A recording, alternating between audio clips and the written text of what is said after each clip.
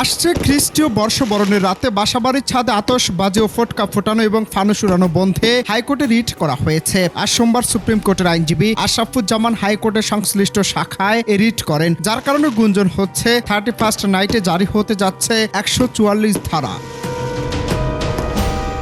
জনসমাগম ও আতশবাজি ঠেকাতে 31 ডিসেম্বর রাত 10টা থেকে 1টা পর্যন্ত 144 ধারা জারির মতো কঠোর ব্যবস্থা নেওয়ার নির্দেশনা চাওয়া হয়েছে রিটে। বিচারপতি মোহাম্মদ জাহাঙ্গীর হোসেনের নেতৃত্বাধীন হাইকোর্ট বেঞ্চে রিট আবেদনটির শুনানি হতে পারে বলে সাংবাদিকদের জানিয়েছেন রিটকারী আইনজীবী আশরাফুজ্জামান।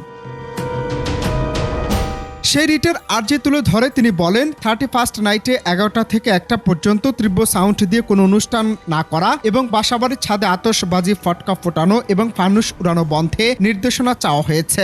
এছাড়া 31st নাইট উপলক্ষে রাত 10টা থেকে সড়ক, পার্ক ও উন্মুক্ত স্থানে জনসমাগম বন্ধের নির্দেশ চাওয়া হয়েছে। পাশাপাশি ওই দিন 31 ডিসেম্বর আতশবাজি, ফটকা ও ফানুস বেচাকেনা বন্ধের নির্দেশনা চাওয়া হয়েছে রিটে। জানা গেছে ওই রিটে স্বরাষ্ট্র মন্ত্রণালয়ের সচিব, আইজিপি ও ডিএমপি কমিশনারকে বিবাদী করা হয়েছে বলে জানান ওই আইনজীবী। তবে 144 ধারা জারি হবে কিনা বা সেটা নিয়ে কি পদক্ষেপ নেওয়া হবে সেটা জানতে সংশ্লিষ্ট আদালতের রায়ের অপেক্ষায় থাকতে হবে।